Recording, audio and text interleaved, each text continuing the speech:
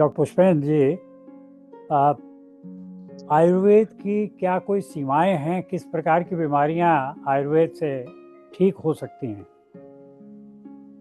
अगर हम मात्र इधर 50 साल पहले की बात करें तो इन 50-60 सालों में एलोपैथ ज्यादा आया है इंडिया में। पहले तो हम आयुर्वेद से ही चिकित्सा करते थे। और जब हम रस रसायन हर्बो मिनरल चिकित्सा को जोड़ लेते हैं तो सीमाएं तो खैर हर चिकित्सा में होती हैं। लेकिन ये देखा जाता है बीमारी का नाम कुछ भी हो। जैसे एड्स है, एड्स को हम क्षय रोग बोलते हैं। क्षय को टीबी में भी बोलते हैं, वैसे देखा जाता है। पर वो जो क्षय होता है, तो हम ये नहीं कहेंगे कि हम एड्स के वायरस को मार रहे हैं। लेकिन अगर हम एड्स की चिकित्सा कर रहे हैं और उसकी हम ओजोवर्धक चिकित्सा दे रहे हैं, तो कहीं नहीं कि हम उसके टीबी पे भी काम कर रहे होते हैं। लेकिन हम इसका ये दावा नहीं करते हैं कि हम टीबी को खत्म ही कर देंगे। तो इस प्रकार से हमारी सीमाएं भी होती हैं। और जैसे पेट के रोगी हैं, तो पेट के रोगी अगर कोई कहे कि हम दवा तो दे रहे हैं लेकिन वो साथ में छोला भटूरा समोसा भी खा रहा है, तो आखिर इससे फायदा नहीं हो रहा है। तो फिर हमें उसे खान पीन में भी ध्यान रखना होगा, यानी कि आहार विहार दिनचर्या के साथ अगर हम आयुर्वेद जोड़ देते हैं, चिकित्सा को जोड़ देते हैं, तो बीमारी में लाभ निश्चित तौर पे आता है। भारत को आजकल बीपी और शुगर की राजधानी कहा जाने लगा है। हर जी। तीसरा चौथा व्यक्ति जो है शुगर से पीड़ित है, बीपी से पीड़ित है। जी। हालांकि ये भी माना जाता है कि बीपी और शुगर दोनों भाई बहन बीमारियां हैं। तो आयुर्वेद हाँ, में क्या इसका कोई अच्छा इलाज है?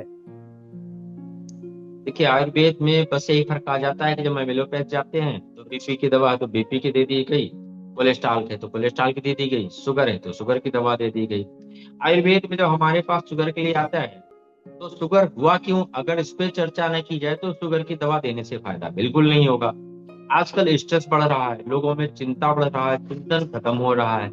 लोगों का लीवर खराब हो रहा है, फैटी लीवर हो रहा है, लीवर वृद्धि हो रही है, गैस हो रही है, पाचन बिगड़ रहा। अगर हमने कोई चीज खाई और वो पची नहीं, स्टोर हुई, तो उसका नाम कोलेस्ट्रॉल हो जाएगा, बीपी हो जाएगा, शुगर हो जाएगा। तो आयुर्वेद में हम देखते हैं उसके हम पाचन यानी अग्नि मांद को, मंद अग्नि जो होती है, उस पे चिकित्सा करते हैं। और उसको अशांत मन है, स्ट्रेस है, तो मन की भी चिकित्सा करते हैं। उसकी आलस्य भरी जीवन है, तो उसे हम कहते हैं कुछ योग किया जाए, कुछ दिनचर्या में ऐसा परिवर्तन किया जाए कि फिजिकल एक्टिविटी बढ़ाई जाए, वो जिम के द्वारा हो, तैराकी के द्वारा हो, योग के माध्यम से हो। कहने के मतलब चिकित्सा तब संभव होगी जब मन की भी चिकित्सा हो, शरीर की भी हो और पेट की हो। तब निश्चित तौर पे शुगर की चिकित्सा होगी। और डायबिटीज यानी शुगर होना, मधुमेह होना, मधुमेह आयुर्वेद में प्रमेह के 20 रोगों में से एक रोग आता है। यानी 20 प्रकार के प्रमेह बताए गए। तो अगर हम सबको देखते हुए करते हैं तो शुगर के रोगी निश्चित तौर पे ठीक होते हैं। अगर हम सोचेंगे कि एक एक नीम घनवटी दे देंगे, शुगर की एक टेबलेट दे देंगे, तो फिर फायदा नहीं होने वाला होगा। कहने मतलब उसे लाइफ लाइफ स्टाइल में परिवर्तन करना होगा, क्योंकि शुगर एक मेटाबॉलिक डिसऑर्डर होता है। जब हम मेटाबॉलिक डिसऑर्डर कहते हैं, तो जाहिर सी बात उस डिसऑर्डर को ऑर्डर में लाने की जरूरत है, तभी वो चिकित्सा हो पाएगी। क्या आयुर्वेद में दवाइयाँ निश्चित होती हैं कि बाजार से बीपी के लिए कोई दवाई ले आए, या शुगर के लिए दवाई ले आए, बुखार के लिए कोई दवाई ले आए, या ये पर्सनलाइज्ड होती हैं कि व्यक्ति को देखने के बाद ही आप दवा देते हैं?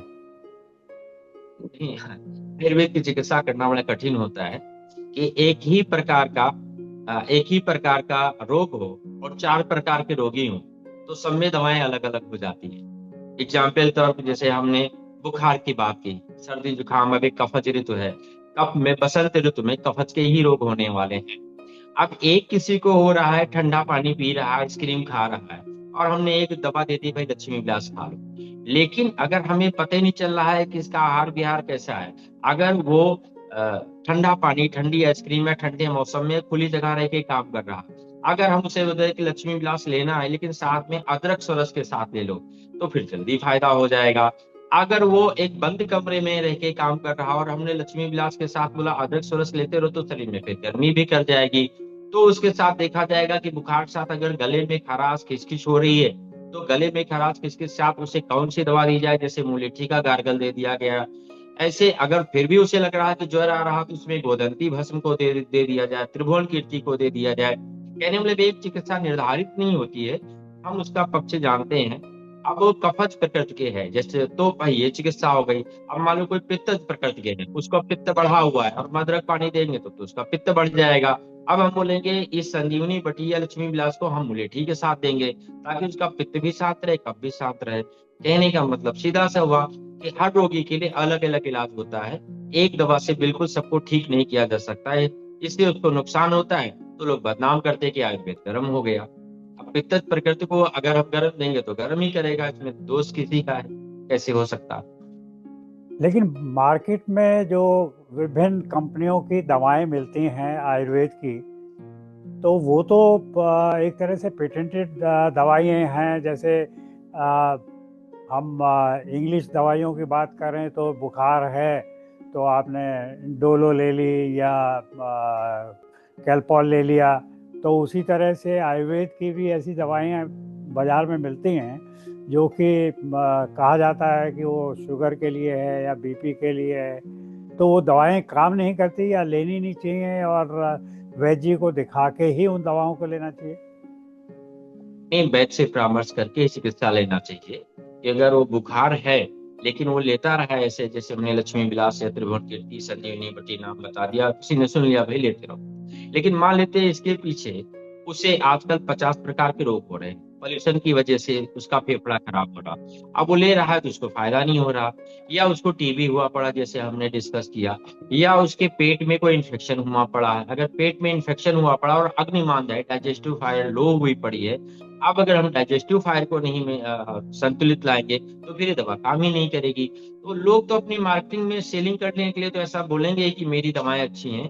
दवाएं सब अच्छी हैं, देखना जाता है कि किस रोगी में उसकी प्रकृति के अनुसार कौन सा कॉम्बिनेशन संयोग बनाया जाए, और जो संयोग बनाया जाता है उसी को पर्सनल चिकित्सा कहा जाता है। डॉक्टर पुष्पेंद्र, आप मनुश्री नेटवर्क के श्रोताओं के लिए, सब्सक्राइबर्स के लिए हमारे होम स्टूडियो में आए, आपका बहुत बहुत धन्यवाद।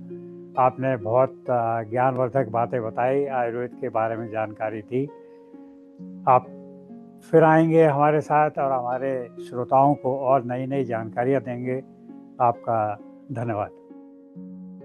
और आपको भी धन्यवाद।